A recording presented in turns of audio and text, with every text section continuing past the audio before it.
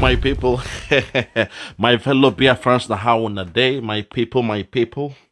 I say good morning, good afternoon, good evening, and good night. It depends from where you listen to the sound of my voice. This is Biafra Superstars Media, and I'm holding it down. I say God bless Biafra and God bless Ududua. God bless His Excellency Nnamdi Kanu. God bless Chief Sunday Igboho and all the freedom fighters from the southeast to the southwest, up to the middle belt, and our Hausa brothers. If you're ready for your freedom, if you're ready for your liberation, if you're ready to regain the land that was stolen from you by the Fulani cabal, I say, and I repeat myself, if you are ready to regain the land that was stolen from you by the Fulani cabal, by the Fulani cabal, by the Fulani cabal, then God bless you too. God bless His Excellency, the Prime Minister of the Biafra Republic Government in Exile, ESN, Ekpa, Simon Njoku, the Prime Minister of Biafra, the man of our time. Simon, I want to say a very big thank you. I want to congratulate you because today was a monumental victory. My people, today,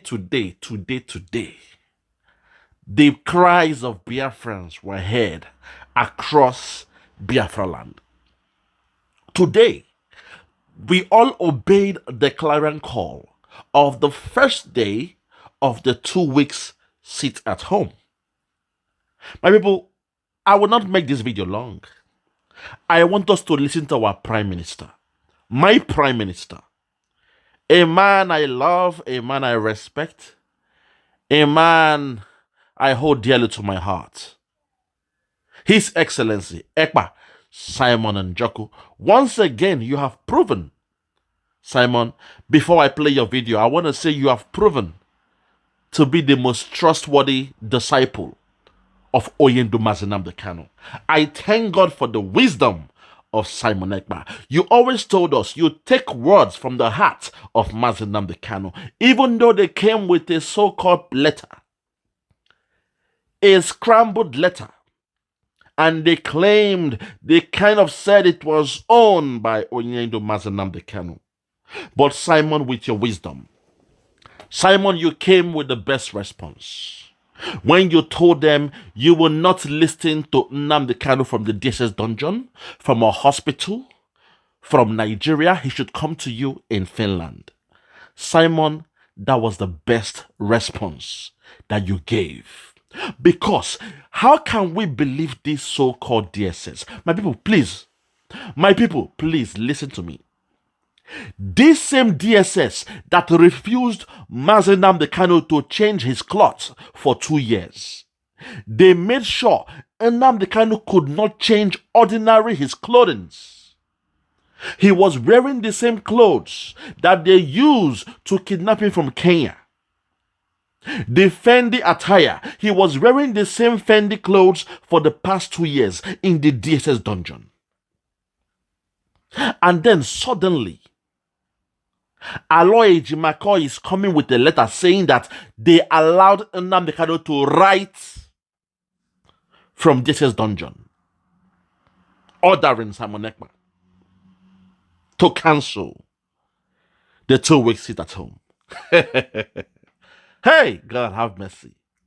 The same DSS that refused him to change his clothing.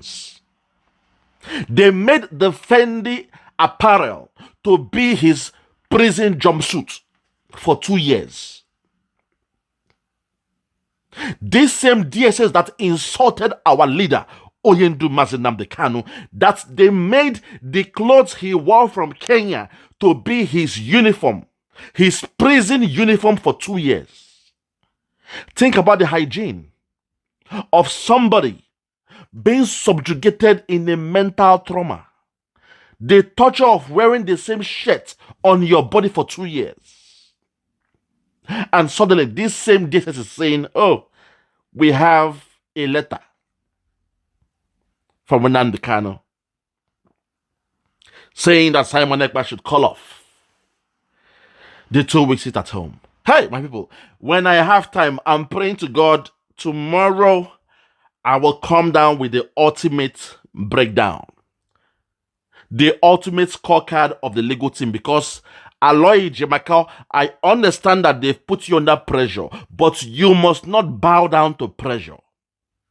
Aloy Jemaka, I try not to hate you because you are somebody I felt deep inside. I felt you were a good man. I felt your hands were tied. I felt you were muscled to do what you did.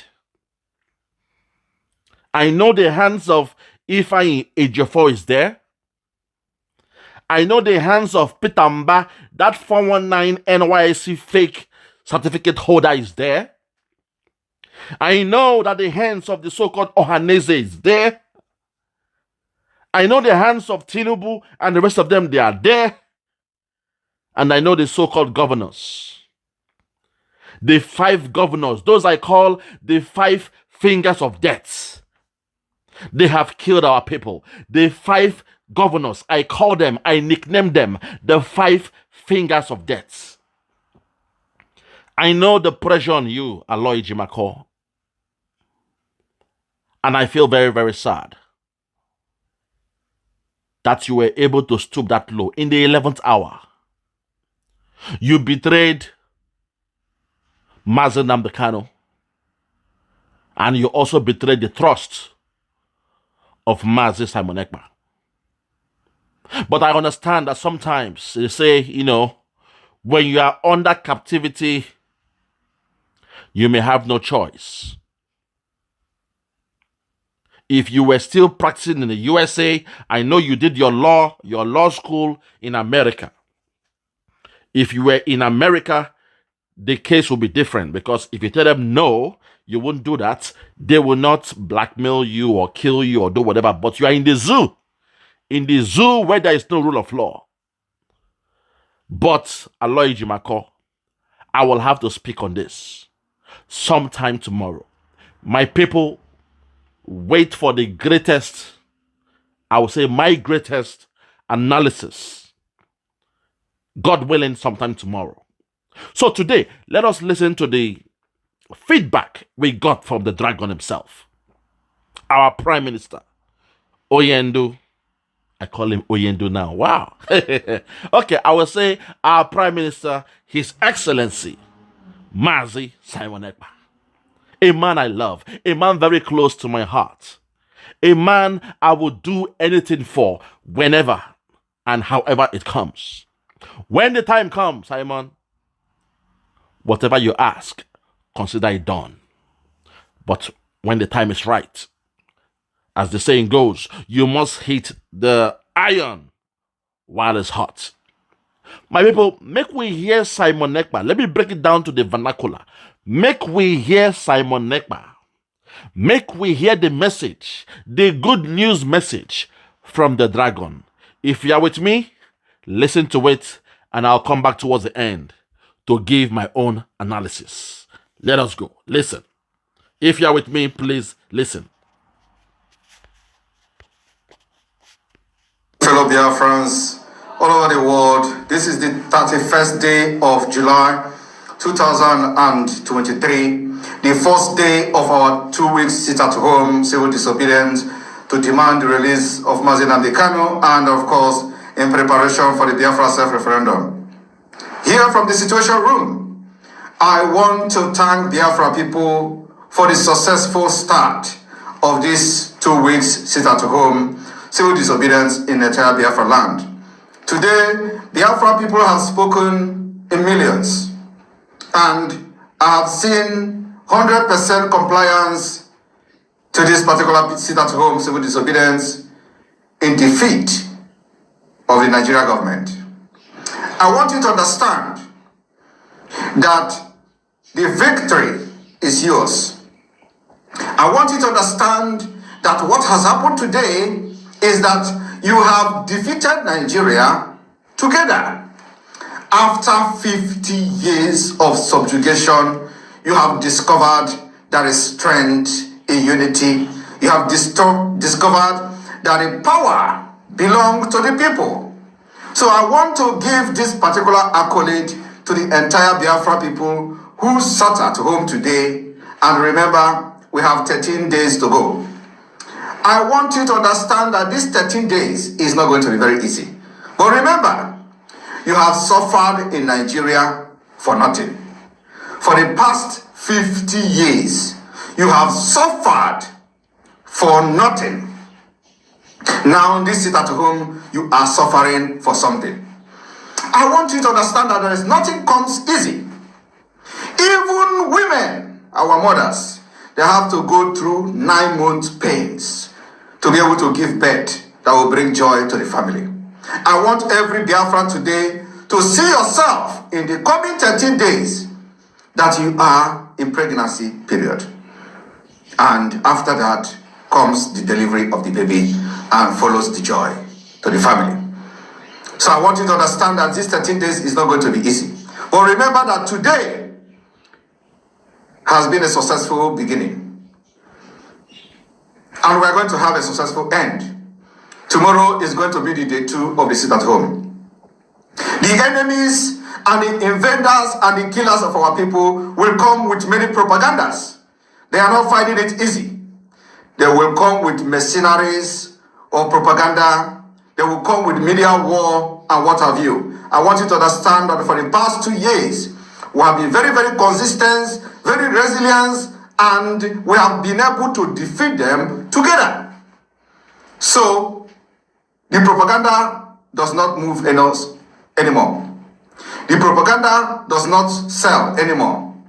The propaganda is no longer interesting to those that have been using it to deceive.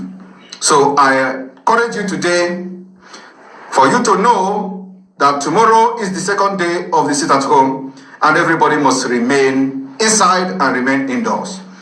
When they come to our land with fighter jet, we are going to engage them. And our job is to make sure that they don't kill any Biafra and go free. I want to encourage the Biafra Liberation Army to stand very strong. You have demonstrated that you are not just fighting alone, that the power that is in Biafra land is with you. The land of Biafra is guiding you, and with the little resources, you have been able to deal with the terrorist Islamic Nigeria military, and you will continue to deal with them. Today, being the first day, we have recorded success. This success is success for every Biafra. It is a good beginning, but let me tell you, it is not going to be an easy one. In the coming days, they will come with all manner of propaganda, but this particular movement need what we call a resistance leadership. And that's what we are providing to the Biafra people. Resistance leadership. The leadership that is ready to liberate Biafra from many years of slavery and subjugation. And we are seeing the light at the end of the tunnel. No matter what, stay very strong. Together, we are winning Nigeria, and together we will liberate Biafra, and together you are going to have your independence and have a brighter future, the future where the government will be accessible for every Biafran. What we are fighting for is to give you a better life, a better future, and the security of your life and property. Not what you have today in under Nigeria. It is not going to be very easy. The road is rough, but that is what it takes to be free. Airborne! Airborne! May God bless you, and may God bless Biafra. Amen. Thank you very much, my dragon, His Excellency, Master Simon Ekpa, for the great speech, my people. There you have it. There you have it, my people. What else can I say? What else can I say after this great speech from the dragon? The road will be tough. The road will be rough. There will be lots of bubbles, potholes to go through. But at the end, my people, at the end, victory is guaranteed. At the end, victory will be ours. At the end, the freedom that we so much desire will be ours. As we say, and as I will always say, that we have no business with that entity called Nigeria. The contract that we had with Nigeria, given to us by that pedophile called Lord Lugard and his girlfriend, a man who sleeps around with prostitutes. The name given to us called Nigeria, my people, it is just a name. It doesn't say who we are, my people. Biafra is our name. Biafra is our nation. And we are Biafrans. My people, for the next 2 weeks, I want you all to stay strong. Keep the prayers up. Continue to pray for the Biafrans, because it's not easy. The days won't be easy. There will be casualties, there will be sad news, but at the end, victory will be ours. My people, I'm calling upon you today to please look at the bigger picture. Look at things in a holistic way. What I mean is with a bird's eye view. Because if we can work together, forget about the naysayers, forget about the backstabbers, forget about those who are here to make money in our pain, in our struggle. They think they can communicate with the governors, with the so-called president, and make millions, while we, the Biafrans, we struggle. Not on our watch. That will never happen in the watch of Mazi Simon Ekpa. At the back of your mind, I want you to understand, my fellow Biafrans, that we don't have anything in common anymore with that zoo called Nigeria. Because what the Fulani cabal want to do is to bring the Alamajiri culture all across Biafra land. They want to bring the Alamajiri culture and make us beggars in our own land. In a land where there is gold, oil, copper, uranium, coal, all the resources that we have in Biafra land. A land that should have made us to live like kings and queens. But the Fulani cabal, they have come in to subjugate us in our land, take over our resources, and make us to become beggars. What they know as Alamajiri. In the north, they have made the Hausas in the north to be Alamajiri, and they want to bring that culture into that zoo called Nigeria, which is why we are saying we have no business with Nigeria. Our culture is different from that of Nigeria. Our way of life, the way we see life, even the way we perceive life, the way we greet people, the way we even eat, up to your food, it is different. We are not the same people. Don't allow what the white man did in 1914 to make us one. The amalgamation of Nigeria in 1914 is still the problem. It's still the cost that we've been carrying for too long. That expired in 2014. That made it 100 years. Now we are a new people. We are no longer enslaved. We are no longer slaves. We are free. Biafrans, we are free. We must continue with our own nation. We must build our own nation. We must remain self-reliant. To Britain, I am calling upon Britain. Britain, how would you feel if Russia came and made Britain and made France and made Poland and made Germany to be one country?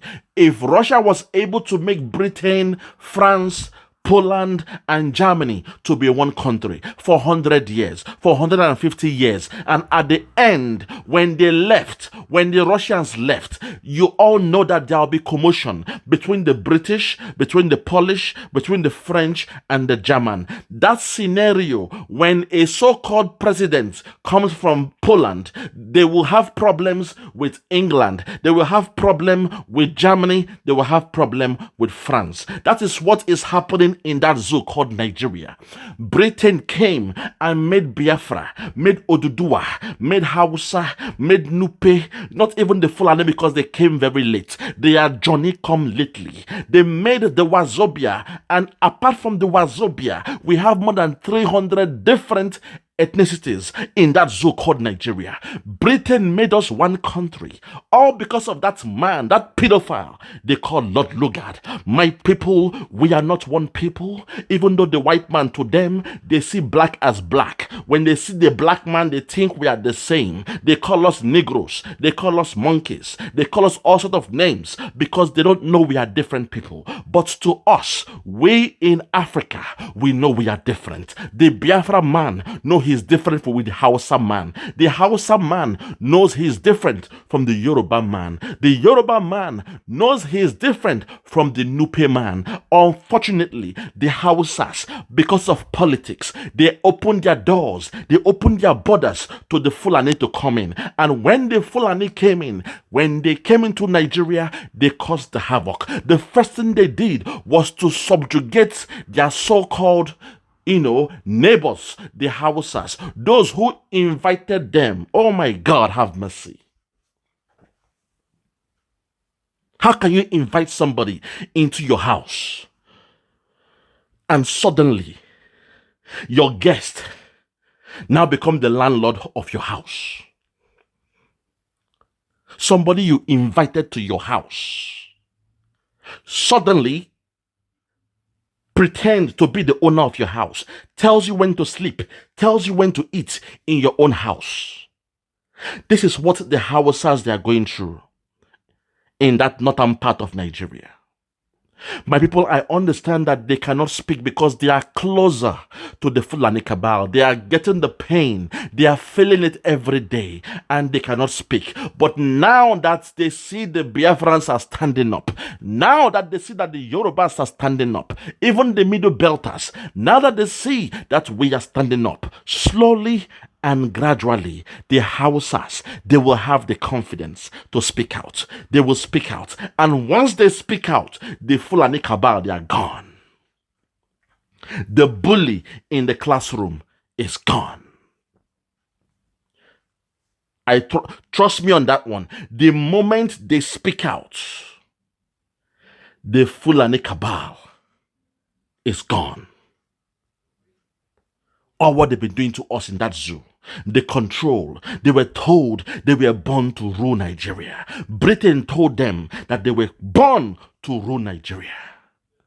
That seed of discord that was planted when that zoo called Nigeria, the Niger area, the Niger area, when that contraption, that project called Nigeria, that company called Nigeria, when it was formed by Britain, they told the Fulani that they were born to rule that zoo called Nigeria. And somehow, they sent our so-called scholars, the Biafran scholars, they sent them to England to go and learn the Queen's English. They sent the Yorubas to England to go and learn finance. And when they came back speaking Queen's English, the cabal, they became the head of the military. And before you knew it, before you could say Jack Robinson, military coup and counter coup and all the rest, and the cabal, they have had a very strong hold in that zoo called Nigeria. So we thank God for Nnamdi Kanu. We thank God for Ojukwu. We thank God for the little role that Uwazuruke played as well during his own time. And when Nnamdi Kanu came through, he did a great job.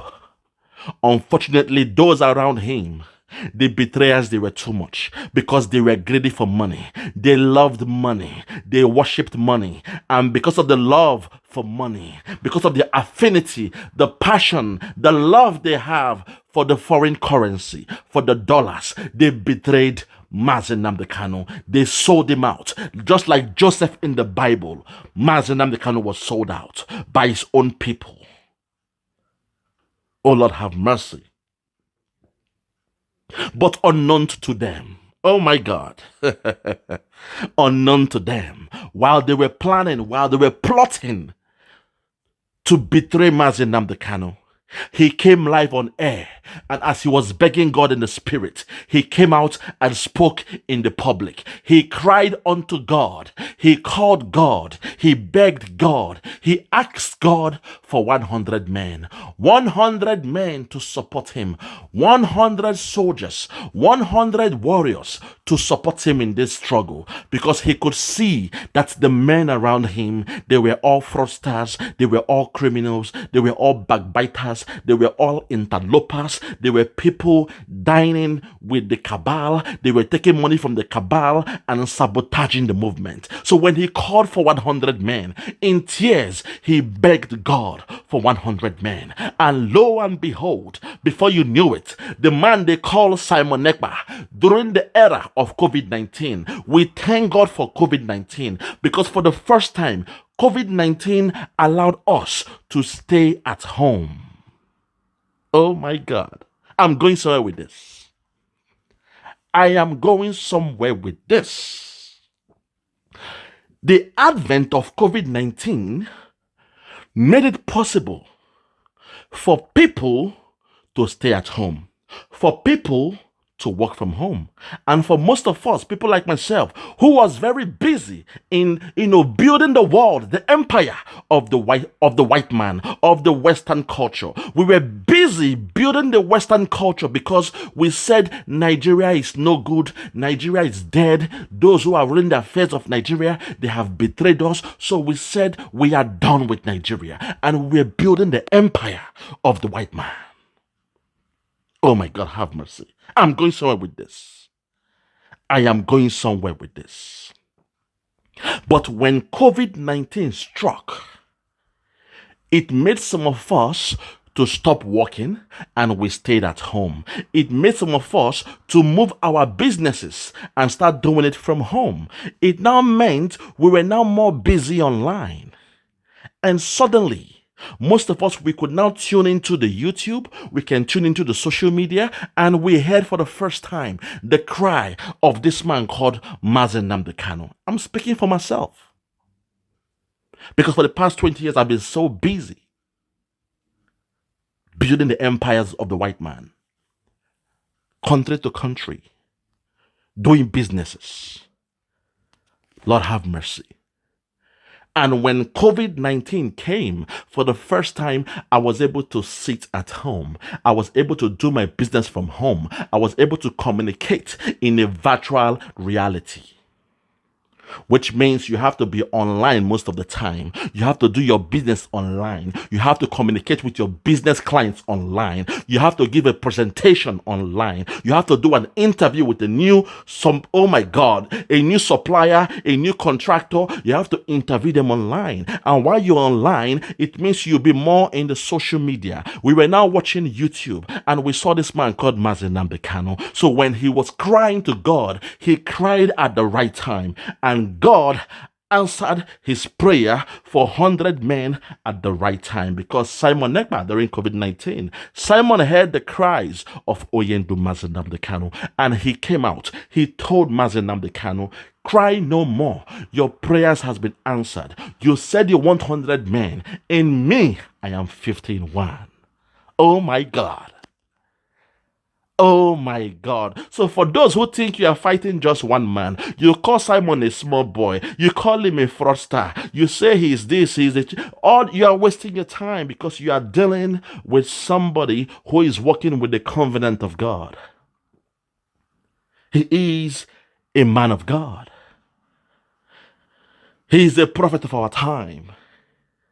And Simon, being a smart man, being a very, very wise man, when the so-called,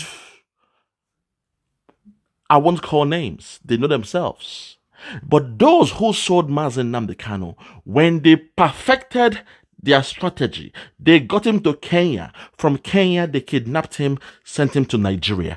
Unknown to them that this boy they call a small boy, this Simon they call a small boy, he will be the one to carry on this movement.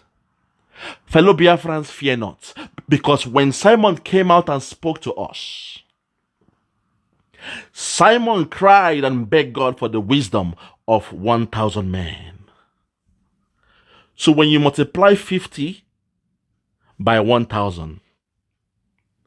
You can see in Simon, he's a battalion of soldiers.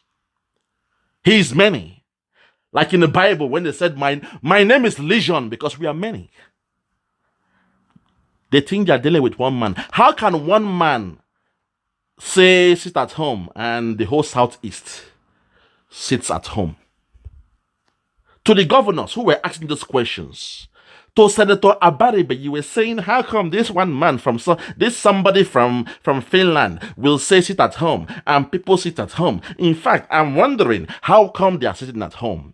How come they obey him? I've just told you the secret. I have just told you the secret. If you think someone is a small boy, then downgrade him at your own peril. He is the one representing us. We, the Biafrans, we, the 70 million Biafrans, we are saying we have given all our allegiance to Simon Ekpa to represent us, to be our prime minister. Whatever he says, we shall do. So I want all you so-called Ohaneze Ndigbo, the so-called elders, the so-called governors, the 419 governors, the fraudsters, those in the House of Reps, House of Senator, Abaribe, you of all people that we trusted. For 2 years, I thought you were an outspoken man. I thought you were speaking truth to power. When you told Buhari that what he is doing was wrong, you even wore the t-shirt, the domination. But when I heard you last week, what you said about the Biafra movement, my brother, you have betrayed yourself. Not even us. You have betrayed yourself. You sold your soul to the devil. You sold yourself to the cabal. And the price was cheap. Very, very cheap. You played yourself out, Abaribe. And history will judge you. History will judge you. So my people, I rest my case on this one. Today is the first day. The sit at home was great. And tomorrow, come what's tomorrow, I will start the day praying on my feet. I will be at home as well. I've told them for the next 2 weeks, I am not working. I will be at home and I will pray for my people. I love you all and God bless you. So from me, from here, for now, I'm going to say good morning, good afternoon, good evening, and good night. I remain Biafra Superstars Media. God bless you. Bye-bye.